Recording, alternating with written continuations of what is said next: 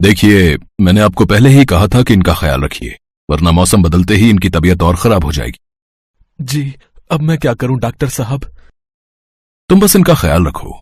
इन्हें गर्मी बर्दाश्त नहीं होती है, तो कोशिश करो कि कोई एसी या कूलर वगैरह खरीद लो। डॉक्टर इतना कहकर चला गया और वहाँ खड़ा कमल रोने लगा। कमल बहुत ही गरीब था। वो मजदूरी करता था और बड़ी मुश्किल से अपना घर चलाता था। कमल के घर में उसकी माँ के अलावा उसकी पत्नी पल्लवी रहती थी। कमल की माँ को गर्मी बिल्कुल बर्दाश्त नहीं हो पाती थी। जरा सी गर्मी बढ़ने पर उनके हाथ पैर सूजने लगते थे और पसीने की वजह से पूरे बदन पर अजीब से धब्बे बन जाते थे। ये हर बार की कहानी थी, लेकिन बढ़ती उम्र के साथ कमल की माँ की हालत अब और ज्यादा खराब होने लगी थी। बस कीजिए, आप इस तरह रोइए मत। रो नहीं तो और क्या करूं पल्लवी? क्या बताऊं डॉक्टर साहब को कि अपनी माँ के लिए एसी तो छोड़ो, एक कूलर तक खरीदने की औकात नहीं है मेरी। इसमें आपकी कोई गलती नहीं है। माँ जी के इलाज के लिए जो कर्ज लिया है उसकी किश्त भी तो आप ही भर रहे हो ना, तभी ये दिक्कत है, वरना तो। हर महीने वो किस्तें चुकाने के बाद खाने पीने के खर्च लायक भी पैसे नहीं बचते। और देखो ना, इतना कर्ज लेकर इलाज करवाने का भी कोई फायदा नहीं हुआ। आखिर में माँ की हालत तो पहले से भी खराब होती जा रही है। कमल मजबूर था, इसलिए वो अपने आंसू नहीं रोक पा रहा था। उधर उसकी पत्नी पल्लवी भी ये सब देखकर दुखी थी। कमल तो सुबह होते ही अपने काम पर चला जाता था, पर अपनी सास को गर्मी से बचाने के लिए पल्लवी सारा दिन उनके पास बैठकर उन्हें पंखा झलती रहती, ताकि उन्हें पसीना न आए और उन्हें गर्मी न लगे। पल्लवी का ऐसा प्यार देखकर उसकी सास बिमला की आंखों में आंसू आ जाते। मैंने जरूर पिछले जन्म में कोई अच्छे कर्म किए होंगे, जो मुझे कमल जैसा बेटा और तुम जैसी बहू मिली। तुम दोनों मेरी वजह से कितने परेशान हो रहे हो। बस अब तो भगवान मुझे जल्दी से उठा ले, तब जाकर। ना माँ जी, ऐसा मत कहिए। आप चली जाएंगी तो हमारा क्या होगा? बेटी, तू परेशान मत हो। घंटों से पंखा कर रही है, जाकर आराम कर। नहीं माँ जी, मैं परेशान नहीं हो रही हूँ, बल्कि मुझे तो आपकी सेवा करने का मौका मिल रहा है। हे भगवान, ऐसी बहू सबको दे। कमल और पल्लवी दोनों विमला की बहुत सेवा करते थे। विमला को पंखा करते हुए पल्लवी सोचने लगी कि ऐसा क्या किया जाए जिससे उसकी सास के लिए एक एसी का इंतजाम हो जाए। और फिर उसी शाम, सुनिए, आपसे एक बात कहनी थी। हाँ बोलो ना। आप जितने पैसे कमाते हैं उससे तो हम माँ जी के लिए कभी एसी नहीं ले पाएंगे। हाँ तो? मैं सोच रही थी कि इस बार की सर्दियों में मैं भी कुछ काम शुरू कर दूं क्या? आपके पैसों से हम घर के खर्चे चलाएंगे और जो पैसे मुझे मिलेंगे उन्हें हम जमा करेंगे, और भगवान ने चाहा तो दोनों मिलकर अगली गर्मियों से पहले माँ जी के लिए एसी ले ही लेंगे। तुम्हारी सोच तो अच्छी है, पर माँ की सेवा, घर का काम और फिर बाहर का काम भी, तुम कैसे ये सब संभाल पाओगी? उसकी चिंता आप मत कीजिए। आप भी तो दिन रात काम करते हो ना, तो थोड़ी सी मेहनत तो मुझे भी करनी चाहिए। ठीक है, जैसा तुम ठीक समझो। किसी तरह गर्मियां बीत गई और फिर बारिश आई तो बिमला, कमल और पल्लवी ने राहत की सांस ली। जैसे जैसे गर्मी कम हुई, बिमला की तबीयत भी कुछ बेहतर होने लगी और साथ ही पल्लवी ने भी काम ढूंढना शुरू कर दिया। एक दिन पल्लवी एक बंगले पर पहुंची। कोई है क्या? जी हाँ, बताइए। भैया, मैं काम ढूंढ रही हूँ। कैसा काम? अब कैसा भी, झाड़ू बर्तन वगैरह। ओह हाँ, है ना। एक्चुअली मुझे भी एक मेड की तलाश है। तो आपने पहले कहीं काम किया है ना? नहीं, पहले तो कहीं काम नहीं किया। अच्छा, चलिए कोई बात नहीं, आप अंदर आ जाओ। पल्लवी घर के अंदर आई तो उसने देखा कि वो एक बड़ा सा हॉल था और वहाँ काफी सामान था, लेकिन सब कुछ पैक रखा हुआ था।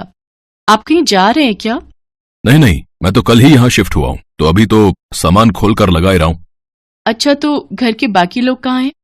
मैं अकेला ही हूँ दीदी, मेरी जॉब लगी है यहाँ, परिवार साथ नहीं रहता। राज ने पल्लवी को दीदी कहा तो उसे बहुत अच्छा लगा। राज अकेला है ये सुनकर पल्लवी पहले तो थोड़ा झिझकी, लेकिन फिर उसके दीदी कहते ही उसे अच्छा लगा। राज ने पल्लवी को काम पर रख लिया। अब पल्लवी रोज सुबह सुबह राज के घर आती। उस वक्त तक राज सो रहा होता था। पल्लवी सबसे पहले उसे उठाती, फिर उसके लिए चाय नाश्ता बनाती और फिर पूरे घर की साफ सफाई करती, और इस काम के बदले राज पल्लवी को अच्छे पैसे भी देने लगा। फिर एक दिन, दीदी आप एक काम करो, कल मत आना।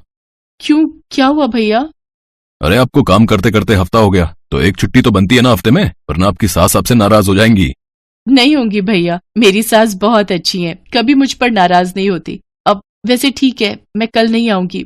बिमला के आराम के लिए कमल और पल्लवी दिन रात मेहनत कर रहे थे। उधर पल्लवी और राज में अच्छी बनने लगी थी। वो राज का पूरा ख्याल रखती थी, बिल्कुल एक बड़ी बहन की तरह। राज भी उससे खूब बातें करता था और उसे बड़ी बहन की तरह ही सम्मान देता था। एक दिन राज ने पल्लवी से पूछा, दीदी आपके पति क्या करते हैं? मजदूरी करते हैं भैया। अच्छा, और आप कब से काम कर रही हो? नहीं भैया, आप पहले हो जिनके यहाँ मैं काम कर रही हूँ, इससे पहले कभी जरूरत ही नहीं पड़ी। तो अब ऐसी क्या मजबूरी हो गई कि आपको घर से बाहर निकलकर काम करना पड़ रहा है? ये बात सुनकर पल्लवी की आंखों में आंसू आ गए और उसने रोते हुए राज को सारी बात बता दी। पल्लवी और कमल का अपनी माँ के प्रति प्यार और सेवा भाव देखकर राज भी भावुक हो गया। ऐसे ही कई दिन बीत गए। पल्लवी और कमल एसी के लिए काफी पैसे जोड़ चुके थे, लेकिन होनी को कुछ और ही मंजूर था। गर्मियाँ एक बार फिर वापस आने वाली थी। ऐसे में बिमला अचानक बेहोश होकर गिर पड़ी। उसे दिल का दौरा पड़ा था, तो जो पैसे दोनों ने एसी के लिए कमाए थे वो सारे के सारे बिमला के इलाज पर खर्च हो गए। और फिर लगता है हम माँ जी के लिए ऐसी खरीद ही नहीं पाएंगे। हिम्मत रखो पल्लवी, ऊपर वाला हमारी परीक्षा ले रहा है। पर कब तक? 1 महीने बाद फिर गर्मी शुरू हो जाएगी और फिर माँ जी को और ज्यादा परेशानी होगी। कमल चुप था क्योंकि पल्लवी की बात सही थी। फिर अगले दिन पल्लवी राज के यहाँ काम करने गई तो उसने राज से कुछ नहीं कहा, बस चुपचाप अपना काम करती रही। ये देखकर राज समझ गया कि जरूर पल्लवी किसी परेशानी में है। राज के बार बार पूछने पर फिर पल्लवी ने उसे सारी बात बता दी। राज को भी पल्लवी की बात सुनकर बड़ा अफसोस हुआ। और फिर अगले ही दिन, दीदी वो आपसे एक बात कहनी थी। हाँ भैया बताइए ना। दीदी वो मेरी कंपनी ने मेरा प्रमोशन कर दिया है और उसके लिए मुझे दुबई भेज रहे हैं, तो मुझे अब यहाँ से जाना होगा। ये तो बहुत अच्छी बात है भैया, भगवान करे आप और तरक्की करो। पल्लवी राज की तरक्की से खुश तो थी, लेकिन एक सच ये भी था कि राज के चले जाने से अब उसकी नौकरी भी जाने वाली थी। ये सोचकर पल्लवी और ज्यादा उदास हो गई, लेकिन फिर भी उसने राज से कुछ नहीं कहा। फिर कुछ ही दिनों के बाद, अच्छा दीदी मैं चलता हूँ, आप एक काम करो, ये कुछ पैसे रख लो। नहीं भैया, मैं ये पैसे नहीं ले सकती, मेरी पगार तो आपने पहले ही दे दी है। मैं जानता था कि आप मुझसे पैसे नहीं लेंगी। चलिए कोई बात नहीं, मैं चलता हूँ, अपना ख्याल रखना दीदी। इतना कहकर राज टैक्सी में बैठकर वहां से चला गया और पल्लवी भी अपने उतरे हुए चेहरे के साथ अपने घर की तरफ चल दी। गर्मियां शुरू हो चुकी थी और पल्लवी की सास की तबीयत फिर बिगड़ने लगी थी। लेकिन तभी कुछ ऐसा हुआ जिसकी उम्मीद पल्लवी को तो बिल्कुल नहीं थी। जी बताइए। मैडम आपका कोरियर है और ये एक चिट्ठी भी है। नहीं भैया, आपको कोई गलतफहमी हुई है। ये इतना बड़ा डिब्बा हमारा नहीं हो सकता और हमें कोई कुछ क्यों भेजेगा? नहीं मैडम, ये आपका ही है, देखिए आपके घर का ही पता लिखा है यहाँ पर। कुरियर वाले की बात सच थी। पल्लवी को कुछ समझ नहीं आ रहा था, लेकिन फिर जब उसने उस बड़े से डिब्बे को खोलकर देखा तो उसे अपनी आंखों पर विश्वास ही नहीं हुआ। उसके अंदर बिल्कुल नया एसी था जिसे राज ने उसके लिए खरीदा था। एसी के साथ मिली चिट्ठी को पढ़ते हुए पल्लवी की आंखों से लगातार आंसू बहे जा रहे थे और मन ही मन वो राज को दुआएं दे रही थी। गांव में सुमित नाम का लड़का रहता था। उसके पिता लकड़ी का सामान बनाने का काम किया करते थे, पर आजकल लकड़ी के सामानों की बिक्री बंद हो जाने के कारण सुमित एक मैकेनिक का काम करने लगा। वो बहुत ईमानदार और मेहनती था, पर उसकी आर्थिक स्थिति कुछ अच्छी नहीं थी, जिसके कारण उसकी पत्नी उसे हमेशा ताने दिया करती थी। आज विमला ने सोने के गहने खरीदे हैं और एक मेरी फूटी किस्मत। आपकी कमाई से तो हमारे रोज का खर्चा ही निकल जाए, वही बहुत है। ऐसी बातें क्यों करती हो? देखना एक दिन मैं बहुत ही अमीर बन जाऊंगा। इतनी मेहनत करूंगा कि हमारे पास किसी भी चीज की कमी ना रहे, फिर तुम्हें कार में घुमाऊंगा। मेहनत से कभी कोई कुछ हासिल कर पाया है भला? अब आपकी चिकनी चुपड़ी बातों में मैं आने वाली नहीं। जब से इस घर में मेरी शादी हुई है, मैंने तो सपने देखना ही छोड़ दिया। सुमित गैरेज में खूब मेहनत करता, दिन भर अपने काम में ही लगा रहता। अब तो वो अपने खाने पर भी ध्यान नहीं देता था। उसकी कड़ी मेहनत को देखकर उसके गैरेज का मालिक कहता है, क्या बात है सुमित, आजकल तुम गैरेज में दिन रात कड़ी मेहनत करते हो? रात हो गई है तुम्हें, अब तुम्हें घर जाना चाहिए। नहीं मालिक, मैं ओवर टाइम करूंगा। मुझे बहुत पैसे कमाने हैं। मैं एक कार बनाना चाहता हूँ जिसके लिए मुझे पैसों की जरूरत है। ठीक है सुमित, जैसी तुम्हारी मर्जी, पर अपनी सेहत का भी ध्यान रखना। सुमित ओवर टाइम से मिले पैसे को एक गुल्लक में जमा करता जाता है और कुछ दिन बाद जब गुल्लक भर जाता है तो वो उस गुल्लक को फोड़कर सारे पैसे बाहर निकालता है। आखिरकार मैंने इतने पैसे जमा कर ही लिए। अब इन पैसों से मैं कार के पार्ट्स खरीदूंगा और फिर उससे एक कार बनाऊंगा। कहीं आप पागल तो नहीं हो गए हैं? आप कार बनाएंगे? फिर तो बन गई कार। हाँ सुमन, आज तक मैंने तुम्हें कभी कुछ नहीं दिया, पर मेरी दिली इच्छा थी कि मैं तुम्हें कार में घुमाऊं। इसलिए कई दिनों से मैं थोड़े थोड़े पैसे जमा कर रहा था। आज गुल्लक में बहुत पैसे हो गए, इससे मेरे कार के लिए अच्छा खासा सामान आ जाएगा। सुमित दिन रात मेहनत करके कार को कंप्लीट बना लेता है। वो उसे चलाकर देखता है और कार चल पड़ती है। सुमित की खुशी का कोई ठिकाना ही नहीं रहता। आखिरकार मैंने बना ही ली मेरी कार, मेरी खुद की कार। अब सुमन मुझ पर कभी गुस्सा नहीं करेगी। पूरे इलाके में शायद ही किसी के पास ऐसी अनोखी कार होगी। शाबाश सुमित, शाबाश। ऐसी लाजवाब कार तो हमने आज तक नहीं देखी। मुझे तुम पर गर्व है। जाओ, जल्द से जल्द ही कार अपनी पत्नी को दिखाओ। हाँ मालिक, हाँ मैं अभी जाता हूँ। सुमित गाड़ी लेकर अपने घर के लिए निकल जाता है। वो मस्ती से कार चलाता है और गाना गुनगुनाता है।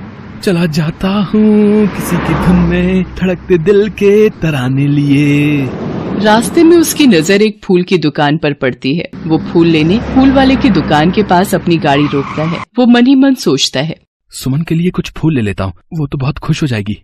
गाड़ी से उतरकर वह फूल वाले से कहता है, अरे फूल वाले भैया, जरा अच्छे अच्छे लाल गुलाब दिखाना। देखिए भैया, कौन से गुलाब पैक कर दूं? हैं? सारे गुलाब ताजे हैं। ये लाल गुलाब लीजिए, भाभी खुश हो जाएंगी, बता रहा हूँ। सुमित दुकान से गुलाब लेकर जैसे ही पीछे मुड़ता है, देखता है कि कार वहाँ है ही नहीं। हे भगवान, कहाँ गई मेरी कार? यही तो खड़ी की थी मैंने, मेरे सारे पैसे उसमें लगे हैं। अब मैं सुमन को क्या कहूँगा?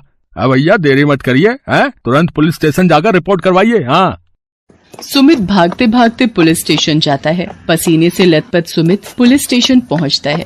हवलदार साहब, मेरी कार चोरी हो गई है, मुझे रिपोर्ट लिखवानी है। तो जैसे फटीचर के पास कार कहाँ से आएगी? जाओ जाओ, टाइम खराब मत करो। मैं एक मैकेनिक हूँ, मैंने बनाई है कार। आप मुझे बड़े साहब से मिलवा दीजिए। मेरी सारी मेहनत की कमाई उस कार को बनाने में लगी हुई है। मेरी पत्नी को पता चला कि कार चोरी हो गई है तो वो मुझे जिंदा नहीं छोड़ेगी। इतना आसान काम नहीं है रिपोर्ट दर्ज कराना। रिपोर्ट लिखवाने के लिए पहले तुम्हें टाइपराइटर से सारी बातें लिखवा कर लानी होंगी, उसके बाद कहीं रिपोर्ट दर्ज होगी। और जहाँ तक रही बड़े साहब से मिलने की बात, तो बड़े साहब तो अभी छुट्टी पर हैं, 4 दिन बाद ही आएंगे। तुम 4 दिन बाद आओ। सुमित बहुत दुखी हो जाता है और उदास चेहरे के साथ अपने घर जाने के लिए निकल पड़ता है। रास्ते में उसकी नजर शहर से आए कुछ लोगों पर पड़ती है जो तरह तरह की कार लिए लाइन में खड़े थे। वहाँ जोर जोर से अनाउंसमेंट हो रही थी, कार रेस जीतिए और पाए 10 लाख रुपए नकद इनाम। अगर मेरे पास मेरी कार होती तो आज मैं जीत जाता, पर शायद मेरी किस्मत में ऐसा नहीं लिखा है। सुमित घर पहुंचता है और सारी बात सुमन को बताते हुए कहता है, मुझे माफ कर दो सुमन, शायद मेरी किस्मत में खुशियां हैं ही नहीं और मैं तुम्हें भी खुशी नहीं दे पा रहा। इतने दिनों से दिन रात मेहनत करके मैंने पाई जोड़ी और कार बनाई और वो कार चोरी हो गई। तुम्हारी सहेलियों के पति तो उन्हें क्या क्या तोहफे देते हैं, मैं तो तुम्हें कुछ भी नहीं दे पाया। मैं किसी काम का नहीं हूँ।